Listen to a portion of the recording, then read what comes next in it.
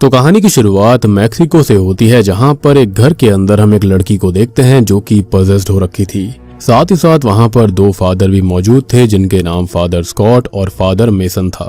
अब वो लड़की पजेस्ड हालत में नाखूनों से ही दीवार को कुरेद रही थी। साथ ही साथ हमको ये भी पता चलता है कि वो लड़की हैंडीकैप्ड होती है, यानी कि वो चल फिर नहीं सकती थी। अब तभी फादर मेसन उस लड़की के अंदर से डीमन को अपना नाम रिवील करने के लिए कहते हैं, लेकिन ये डीमन ये बोलता है कि वो उसे ऑलरेडी जानता है। अब ये सुनते ही मेसन सोच में पड़ गया था और वो डीमन मेसन का नाम अच्छे से जानता था। वो उसे उसके पूरे नाम मेसन हार्पर कहकर उसे बुलाता है। खैर अब मेसन उस डीमन को उस लड़की की बॉडी को छोड़ने के लिए कहने लगते हैं, लेकिन ये डीमन जो होता है वो टस से मस नहीं होता। खैर इसी बीच फादर स्कॉट आगे बढ़ते हैं और उसे काबू करने के लिए मेसन उसे पीछे बुलाने लगता है, लेकिन वो डीमन स्कॉट को उठाकर फेंक देता है, जिससे कि स्कॉट दीवार से टकराकर गिर पड़ता है और उसकी वहीं मौके पर ही मौत हो जाती है। खैर अब वो पजेस्ड हुई लड़की मेसन के पास में आती है और उसके अंदर का डीमन उसको ये कहने लगता है कि उसे तो गॉड का एलीट होना चाहिए था, लेकिन वो तो डरपोक है और उसके मन में उसी के खुद के बिलीव्स को लेकर सवाल है, यानी कि वो पूरी तरह से श्योर नहीं था। वो डीमन उसको गुमराह करने की कोशिश कर रहा था, लेकिन मेसन उसके ऊपर हाथ रखकर प्रेयर्स चैंट करने लगता है। तभी वो डीमन उस लड़की की बॉडी को छोड़ देता है, जिसके बाद वो देखता है कि स्कॉट बुरी तरह से खत्म हो चुका था।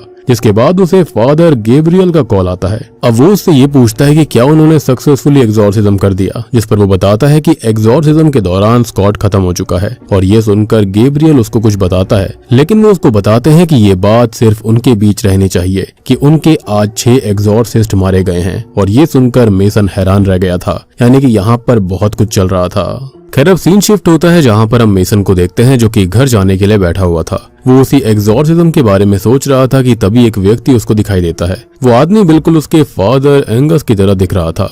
खैर वो आदमी अब ब्रिज पर चढ़कर वहां से कूदने लगता है, लेकिन मेसन उसे रोकने की कोशिश कर रहा था, लेकिन इतने में ही वो वहां से कूद चुका था। वो नीचे देखता है, लेकिन उसे कोई नहीं दिखाई देता। अब इसी बीच वहां पर उसे लेने के लिए उसकी बचपन की फ्रेंड टेनिस आती है। टेनिस असल में एक साइकियाट्रिस्ट होती है, जिसके बाद वो उसके साथ निकल जाता है। अब रास्ते में वो उससे कुछ बात करने की कोशिश करती है, लेकिन मेसन गुमसुम हो रखा था। टेनिस पूछती है कि क्या यहाँ पर लौट कर आना एक बुरा आइडिया था।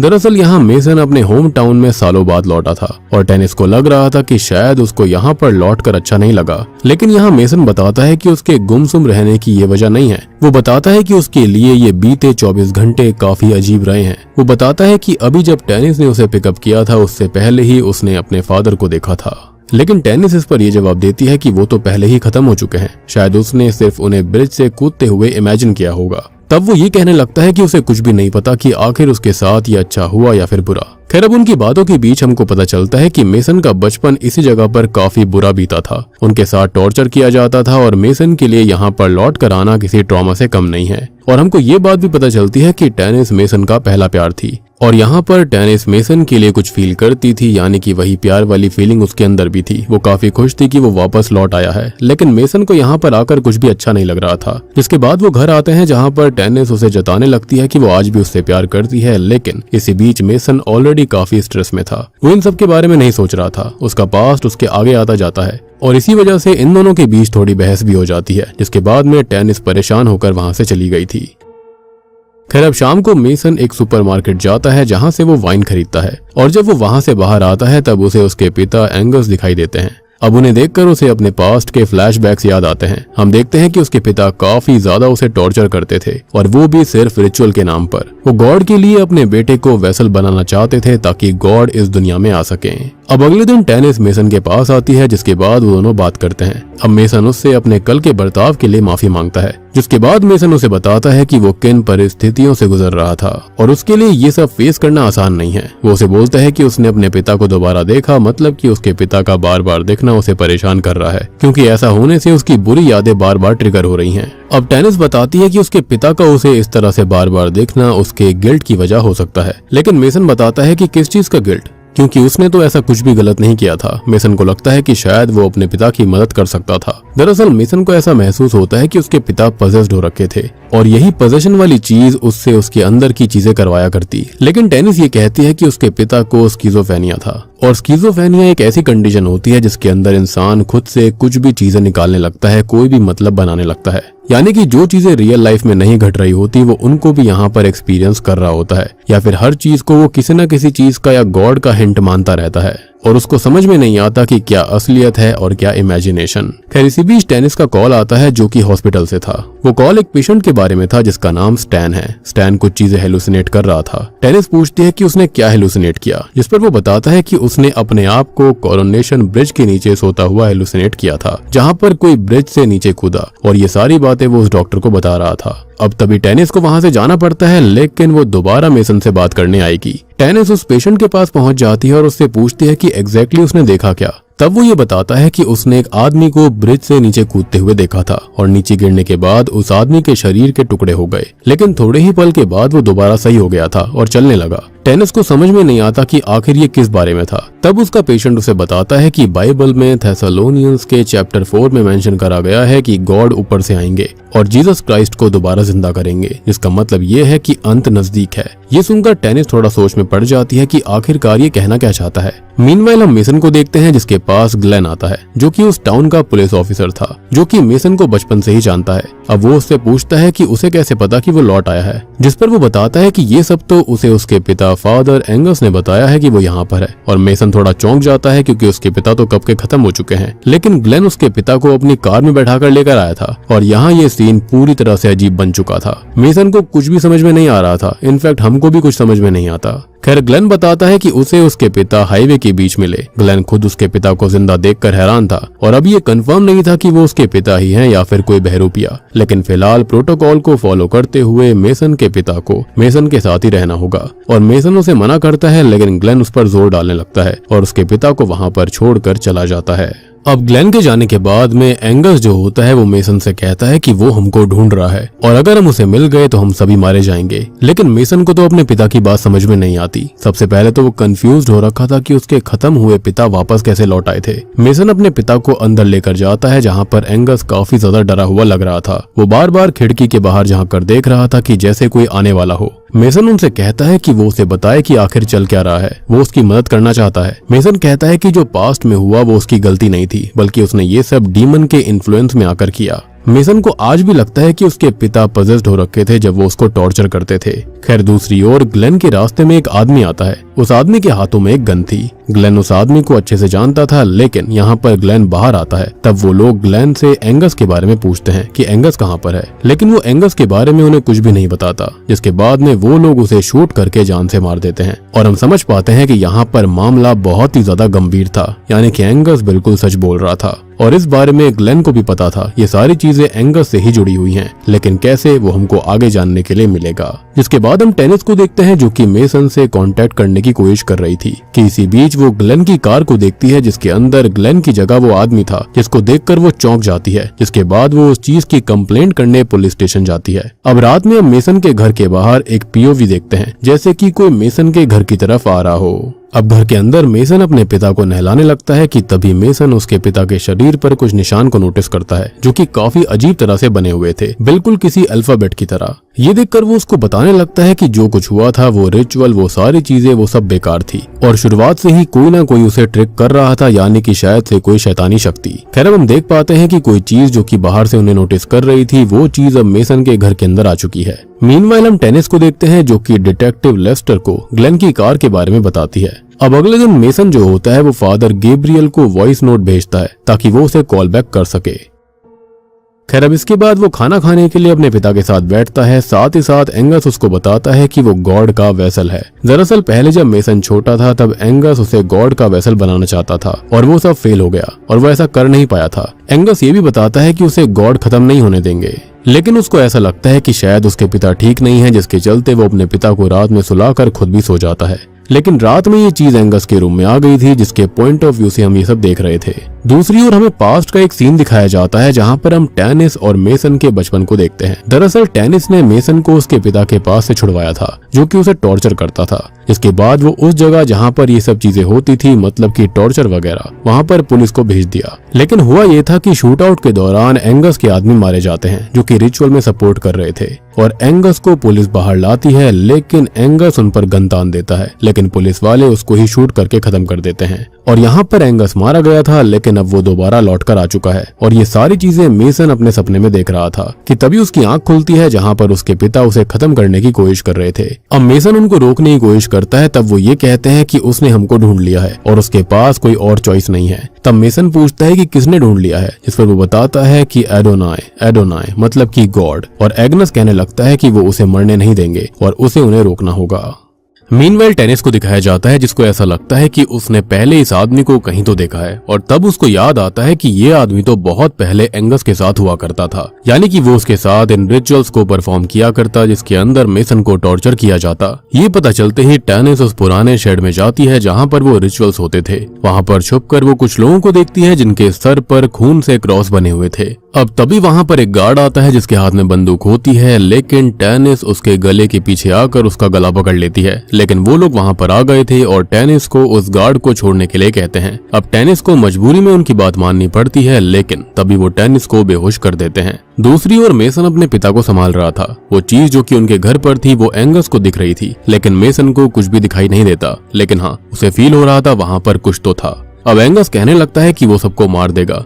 तभी ये चीज एंगस के अंदर एंटर कर जाती है। अब एंगस लैटिन में कुछ चीजें चैंट करने लगता है और मेसन अपने पिता को अच्छे से बांध देता है, लेकिन एंगस कहने लगता है कि वो उसे खत्म कर दे। मेसन उसकी बात पर ध्यान नहीं देता और इसी बीच एंगस के अंदर से एक सफेद रोशनी बाहर आती है, मतलब कि एंगस की सारी बातें सच है। लेकिन ये रोशनी मेसन नहीं देख पा रहा था, जिसके बाद मेसन ग्लेन को कॉल करके सारी बातें बताता है कि एंगस के साथ कुछ तो ठीक नहीं है। तब वो उससे पूछता है कि वो है कहाँ पर, जिस पर वो उसको सब कुछ बता देता है। लेकिन हम जानते हैं कि ग्लेन तो ऑलरेडी खत्म हो चुका था और तभी हम नोटिस करते हैं कि ये ग्लेन नहीं था, बल्कि वही व्यक्ति था जो कि उसके साथ पहले रिचुअल्स किया करता। अब यहाँ पर मेसन फादर गैब्रियल की मदद लेने के लिए उसे कॉल करने की कोशिश करता है, लेकिन कॉल के जरिए उसको शॉकिंग बात पता चलती है कि गैब्रियल एक एग्जॉर्सिज्म के दौरान ही खत्म हो चुका है। यानी कि कोई तो था जो कि सभी प्रीस्ट को खत्म कर रहा था, सारे के सारे एग्जॉर्सिस्ट को भी खत्म कर रहा था। और जब हमको पता चलेगा कि ये कौन है तो आपके होश उड़ जाएंगे। एनीवेज, अब मेसन के पास कोई रास्ता नहीं था। वो खुद ही अपने पिता का एग्जॉर्सिज्म करने के लिए खुद को रेडी करता है।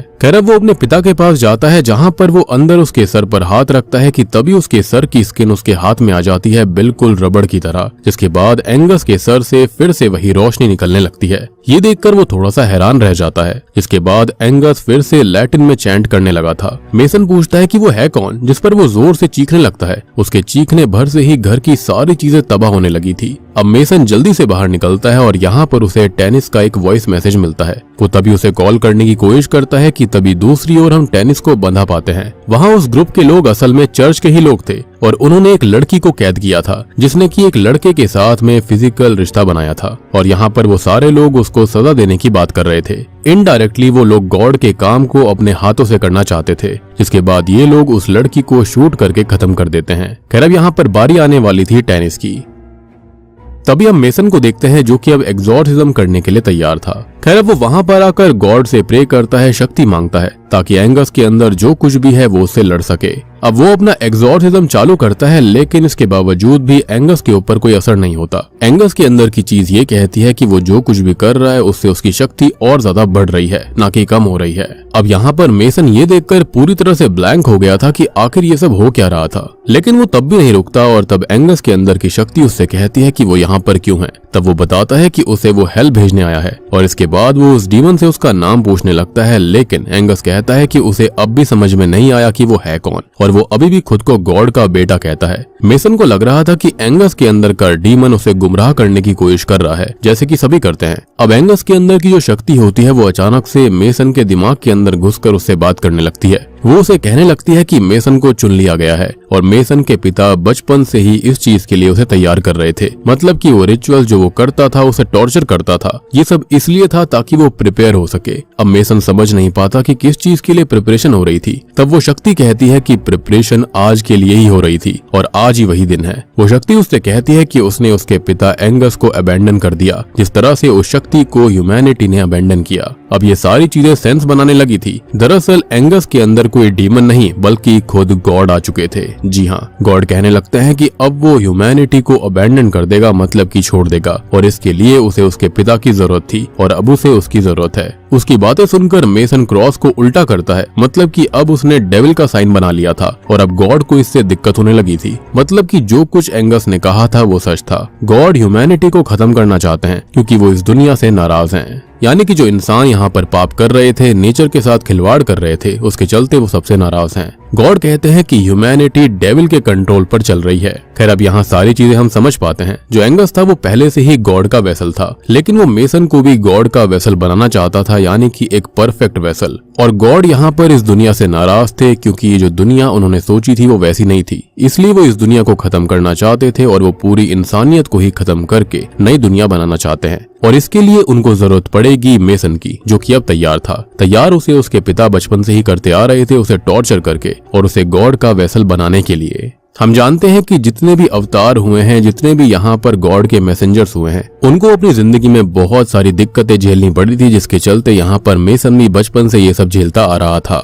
आई नो कि आपको कॉन्सेप्ट यहाँ पर थोड़ा सा डिफरेंट टाइप का लग रहा होगा, लेकिन यहाँ पर यही सोचा गया है कि क्या हो अगर गॉड यहाँ पर इंसानियत से नाराज हो जाए तो क्या होगा। खैर दूसरी ओर हमें टेनिस को दिखाया जाता है जिसको सजा दी जा रही थी, और वो लोग उसकी आईडी पर उसका नाम देख लेते हैं और उनको पता चलता है कि वो लड़की मेसन के काफी करीब है, जिसके बाद वो उसका एग्जीक्यूशन रोक देते हैं। अब यहाँ पर सारी बातें हमको समझ में आती है कि ये पूरा कल्ट जो है वो मेसन और एंगस से जुड़ा हुआ है, मतलब कि ये सारी बातें जानते थे कि क्या होने वाला है। अब दूसरी ओर मेसन थक चुका था, उसे कुछ भी समझ में नहीं आता कि आखिर ये सब है क्या। उसको आज तक जो कुछ भी सिखाया गया था वो सब कुछ उल्टा पड़ चुका था। खैर तभी उसके पास में शॉकिंगली लूसीफर यानी कि डेविल खुद आता है, और लूसीफर यहाँ इसलिए आया था क्योंकि मेसन ने उसे बुलाया। हालांकि वो उसको बुलाना नहीं चाहता था, लेकिन जब उसने उल्टा क्रॉस किया था तब उसने लूसीफर को इनडायरेक्टली समन कर दिया। अब लूसीफर उससे बात करता है, वो बताता है कि गॉड पूरी इंसानियत को खत्म कर देंगे। और यहाँ पर हमको सारी बातें पता चलती है। जो मैक्सिको के अंदर डीमन था ना शुरुआत में उस लड़की के अंदर, वो कोई और नहीं बल्कि वो लूसीफर खुद था, और इसलिए ही वो यहाँ पर मेसन का पूरा नाम जानता था। अब लूसीफर शुरुआत से ही इन सब के बारे में उसको वार्न करना चाहता था। साथ ही साथ एग्जॉर्सिज्म के दौरान शुरुआत में जो 6 प्रीस्ट मारे गए थे, वो वहाँ पर उनके पीछे किसी और का नहीं बल्कि लूसीफर का ही हाथ था। और लूसीफर ने ऐसा इसलिए किया ताकि वो गॉड के ऊपर से मेसन का फेथ ही खत्म कर दे और उसको अपनी साइड ले ले, क्योंकि यहाँ पर गॉड जो थे वो उसको अपना वेसल बनाना चाहते थे। तो यहाँ पर क्या डेविल अच्छा हुआ? तो बिल्कुल भी नहीं। इसके अंदर उसका ही फायदा है। वो मेसन के जरिए गॉड को डिफीट कर सकता था, एटलीस्ट यहाँ पर अभी के लिए, लेकिन फिलहाल वो डिस्ट्रक्शन को रोक सकता था। लूसीफर मेसन को मैनिपुलेट करने की कोशिश करता है, लेकिन फिलहाल मेसन उसके मैनिपुलेशन में नहीं आता और वो उसको भेज देता है हेल में दोबारा से। जिसके बाद उसके घर में वही व्यक्ति आता है जिसने ग्लेन को खत्म किया था। दरअसल इस आदमी का नाम ब्यू है, और यहाँ पर ये आदमी भी गॉड की तरफ ही था, और बचपन में मेसन को टॉर्चर करते टाइम ये भी उसके पिता के साथ था। वो उस पर तभी गन तान देता है, लेकिन मेसन ये बात जानता था कि वो ऐसा नहीं कर सकता क्योंकि रिचुअल के लिए उन्हें उसकी जरूरत थी, और इसलिए वो उसको खत्म नहीं करेगा। लेकिन मेसन एक चांस लेता है और ब्यू को मारकर वो वहाँ से भागने लगता है, लेकिन ब्यू और उसके आदमी उसका पीछा करने लगते हैं। जिसके बाद मेसन बचते बचाते एक शॉप पर आ गया था और वो वहाँ पर एक इमरजेंसी नंबर डायल करने लगता है, लेकिन शॉप ओनर भी उन लोगों के साथ मिला हुआ था और उल्टा वो उसे मारकर बेहोश कर देता है। जिसके बाद मेसन को एक विजन आता है जिसके अंदर मेसन को लूसीफर एक डैगर देता है ताकि इससे वो गॉड को रोक सके। जिसके बाद जब मेसन की आंख खुलती है तो डैगर उसके हाथ में था, साथ ही साथ वहाँ पर टेनिस भी बंधी हुई थी, और इसलिए वो उस डैगर को टेनिस को दे देता है। अब वो कल्ट के लोग मेसन को लेकर आते हैं और उससे अपने सिंस को कन्फेस करने के लिए कहते हैं। जिसके बाद सारी चीजें सही हो रही थी, रिचुअल भी होने वाला था, और वो लोग मेसन के हाथों पर कील ठोकते हैं जैसे कि जीसस क्राइस्ट के साथ किया गया, और उसे बचपन की तरह टॉर्चर करने लगते हैं। अब टॉर्चर करते करते वो उसे सारे सिंस कन्फेस करने के लिए कहते हैं, लेकिन वो ऐसा नहीं कर रहा था। लेकिन तभी वो लोग उसके प्यार पर यानी कि टेनिस पर गन तान देते हैं, जिसको देखकर वो वैसा ही करने लगता है। वो अपने सारे सिंस को कन्फेस करता है, जिसके बाद उसे वहां से निकाला जाता है और उसके सर पर एक कट लगाकर क्रॉस भी बना दिया गया था, और अब वो तैयार था गॉड को अपने अंदर समन करने के लिए। तो दोस्तों यहाँ पर जो वेसल था वो मेन तो एंगस ही था, लेकिन मेसन यहाँ पर एक दूसरा वेसल था जो कि एंगस को समन करेगा यानी कि गॉड को। जिसके बाद वो उसे एक जगह पर ले जाते हैं जहाँ पर एक ताबूत रखा हुआ था, और वहीं से गॉड हमारी दुनिया में आने वाले थे।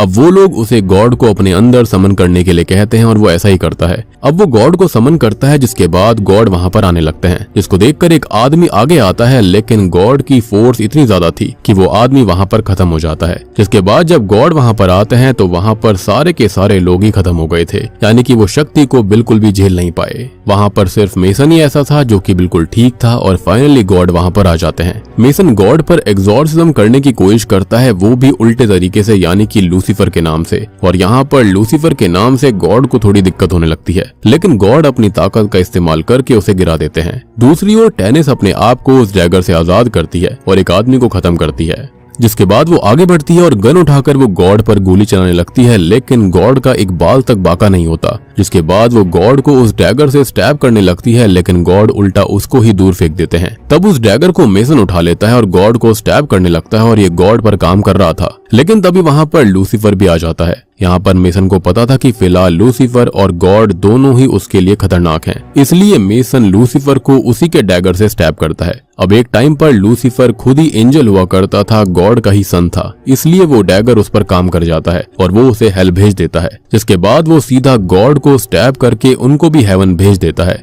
बट अल्टीमेटली मेसन यहाँ पर किसी को भी नहीं चाहता था, उसका मेन मकसद खाली इंसानियत को बचाना था। और देखा जाए तो गॉड और डेविल इनडायरेक्टली दोनों ही इस दुनिया को खत्म करना चाहते थे। अब तभी गॉड के अंदर का एक अंश होता है जो कि एंगस की बॉडी को छोड़ देता है। यहाँ पर एंगस अब अपने बेटे से माफी मांगता है, क्योंकि वो तो बहुत पहले ही खत्म हो चुका था, जिसके बाद में वो खत्म हो जाता है। अब मेसन टेनिस का हाथ थामता है और वो दोनों वहां से निकल जाते हैं। जिसके बाद सीन चेंज होता है, जहां पर एंगस को हॉस्पिटल में लाया गया था, यानी कि ऑटोप्सी के लिए। लेकिन हम शॉकिंगली देख पाते हैं कि गॉड पूरी तरह से वापस नहीं गए थे और एंगस अभी भी जिंदा था। अब यहाँ पर यह बात कंफर्म नहीं है कि उसके अंदर लूसीफर था या फिर गॉड, लेकिन इतना जरूर है कि यहाँ पर दुनिया को तबाह करने के लिए कोई ना कोई तो आने वाला है। और बूम, इसी के साथ में ये मूवी यहीं पर खत्म हो जाती है। तो दोस्तों, ये थी शैडो ऑफ गॉड फिल्म की कहानी, जो कि एग्जॉर्सिज्म ऑफ गॉड टाइप की एक फिल्म है। अब यहाँ इस फिल्म के अंदर हमें गॉड का एग्जॉर्सिज्म दिखाया गया है। बिल्कुल सेम चीज एग्जॉर्सिज्म ऑफ गॉड मूवी के अंदर भी दिखाई गई थी, जहाँ पर लूसीफर खुद आकर गॉड के ही वेसल को खत्म करना चाहता था। यहाँ पर हमको दिखाया गया है कि गॉड किस तरह से अपनी ही बनाई हुई दुनिया से डिसअपॉइंटेड थे और वो उसको खत्म करके एक नई दुनिया बनाना चाहते थे। अब यहाँ पर कुछ चीजों के बारे में हम बात करते हैं। तो यहाँ पर जो ग्लेन था उसे ऑलरेडी इन सब के बारे में पता था, क्योंकि पास्ट में उसे इसका रेफरेंस मिल गया था जब एंगस और बाकी कल्ट के मेंबर्स को उसने पकड़ा था। और यहाँ पर जो एंगस था वो गॉड का वेसल हुआ करता था, इसलिए उसको मारने के बावजूद भी वो खत्म नहीं हुआ करता। और यहाँ पर वो एक लौता जरिया था गॉड का, जिससे कि वो इस दुनिया में आ सकते थे। साथ ही साथ मेसन भी गॉड का सेकंड वेसल था, जो कि एक परफेक्ट वेसल हुआ करता, लेकिन अल्टीमेटली उसने दोनों को ही रिजेक्ट कर दिया, यानी कि लूसीफर और गॉड दोनों को। तो दोस्तों, ये थी इस मूवी की कहानी।